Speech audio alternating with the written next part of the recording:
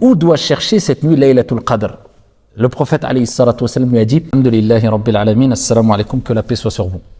Allah subhanahu wa ta'ala crée et choisit. Il a créé des êtres humains et parmi ces êtres humains, il a choisi des prophètes et des envoyés.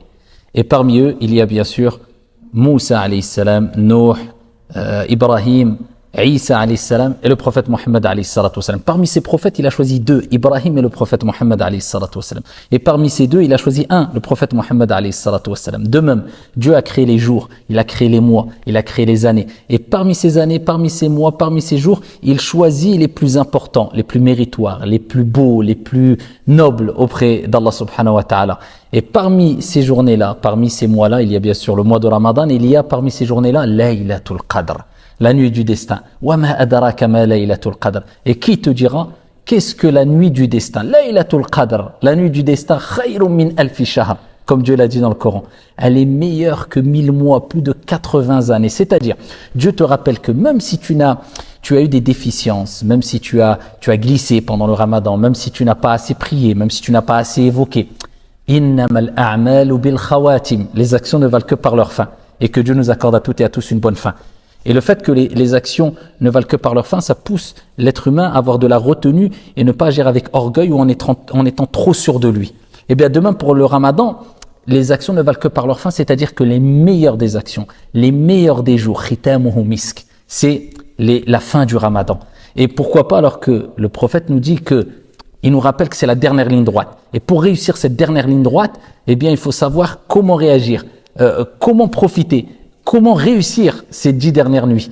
Et il nous rappelle qu'il y a une nuit parmi ces nuits-là qui est Laylatul Qadr. Mais elle est où? Où l'a trouvé cette nuit-là? Eh bien, dans le hadith rapporté par At-Tabarani, avec une chaîne de transmission bonne, Ibn Unais a interrogé le prophète alayhi salatu wa sallam. Il lui a dit, ah Rasulallah, dans quelle nuit dois-je chercher la nuit du destin?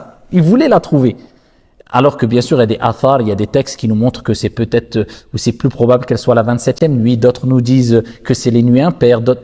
Mais dans tous les cas, vous savez très bien que certains ont commencé à jeûner un jour, d'autres personnes dans d'autres coins du monde ont jeûné le lendemain. Donc, qui va tomber vraiment dans la 27e nuit? Et peut-être la nuit paire pour nous, c'est la nuit impaire pour d'autres. Dieu est-il inéquitable? Hasha lillah. Alaysa Allahu bi ahkamil hakimin. Dieu est équitable. S'il donne la récompense à une partie, eh bien, il donnera la récompense à l'autre partie du monde aussi, d'après leurs efforts. Donc, où se trouve cette nuit-là? Ibn Unais a interrogé le prophète. Il dit, ô messager de Dieu, où dois-je chercher cette nuit Laylatul Qadr?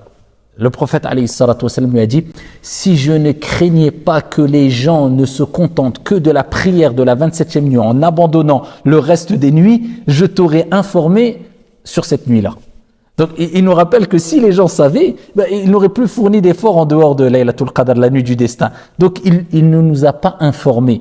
Certains savants ont même dit que Dieu, chaque année, eh bien, il change cette nuit-là pour récompenser ceux qui vraiment méritent, ceux qui l'ont recherché. Et Dieu nous dit de chercher ces trésors, ces millions, ces milliards. Je vous dis pas d'euros, parce que là on aurait fait des nuits blanches pendant des années. Ces milliards de bonnes actions.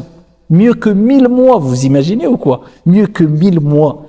Eh bien, il nous dit, cherchez-la en fournissant un peu d'effort pendant 10 nuits. C'est pas énorme. Donc là, on rentre dans les 10 dernières nuits. À partir de ce moment-là, à partir de ce soir, fournis le maximum d'efforts. Mets-toi à fond dans les actes d'adoration de manière intelligente. C'est-à-dire, premièrement, dis-toi que je fais tout pour essayer de faire Salat al-Maghrib en groupe si j'en ai les capacités, particulièrement pour les hommes et pour les femmes, sinon de le faire en famille. Ça, c'est la première des choses, car la prière en groupe est beaucoup plus méritoire que la prière faite de manière individuelle. Donc, la prière en groupe. La deuxième des choses, dis-toi, chaque soir, je mets tout en œuvre pour essayer de nourrir les gens.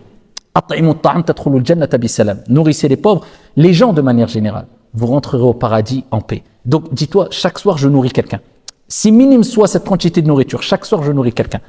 As-sadaqa, la meilleure des aumônes, c'est celle qui est faite pendant le Ramadan. Et parmi les premières des choses que regretteront les gens quand ils quitteront ce bas monde, comme Dieu a dit, c'est qu'ils diront à Dieu de les remettre sur terre pour qu'ils puissent donner des aumônes.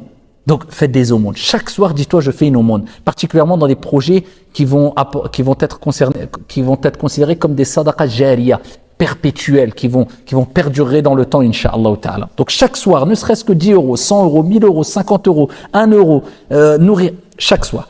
Troisième des choses, chaque soir, dis je lis le Coran pour tomber dans la nuit où le Coran a été révélé, la nuit du destin, alors que je suis en train de lire le Coran, la parole de Dieu, avec méditation. Dieu dit أَفَلَا يَتَدَبَّرُونَ الْقُرْآنَ أَمْ عَلَى قُلُوبٍ أَقْفَالُهَا. Ne méditent-ils pas le Coran ou ont-ils des cadenas dans leur cœur? Essaye de méditer le Coran en lisant un exégèse, avec la page, en méditant, en ayant une certaine isolation entre toi et ton Seigneur. Al-Hassan al-Basri disait méditer 1 heure, mais préférable que de prier toute une nuit sans avoir un cœur présent. Le prophète faisait cette méditation, cette retraite spirituelle pendant les 10 dernières journées de Ramadan, et lors de l'année de sa mort, il l'a fait pendant les 20 dernières journées. Pourquoi? Car le prophète aimait se retrouver seul avec Dieu, dans l'intimité, dans cet isolement, et demander à Dieu, méditer. Et c'est ce que faisait le prophète même avant d'avoir eu la révélation. Donc, prends un temps lors de ces nuits pour te mettre en face de ton Seigneur Tabaraka wa Ta'ala, en te rappelant de toutes tes erreurs, toutes tes déficiences, et combien de fois Dieu a répondu par ton mal, parce qu'il y a de meilleur en te pardonnant, et pleure par amour pour Dieu. Demande pardon pour tout ce que tu as fait de mal. Chaque nuit, fais-les. Il faut jamais délaisser cela. 4e ou 5e des choses, multiplie le dhikr.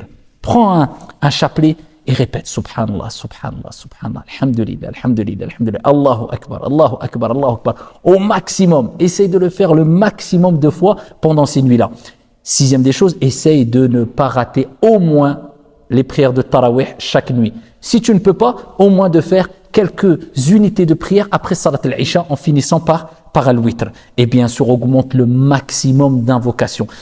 Comme le prophète alayhi salatu wa salam le faisait, c'est-à-dire qu'il redoublait les efforts, eh bien toi, redouble d'efforts aussi. Aïcha disait, lorsque les 10 dernières nuits rentraient, le prophète serrait son vêtement, se consacrait à l'adoration et il réveillait sa famille pour faire quelques prières dans la nuit, se retrouver dans une ambiance spirituelle, se rapprocher d'Allah subhanahu wa ta'ala. Donc on est rentré, c'est la dernière ligne droite, retrousse tes manches, mets-toi à fond, rapproche-toi de ton Seigneur tabaraka wa ta'ala de manière sereine et apaisée, remercie Dieu.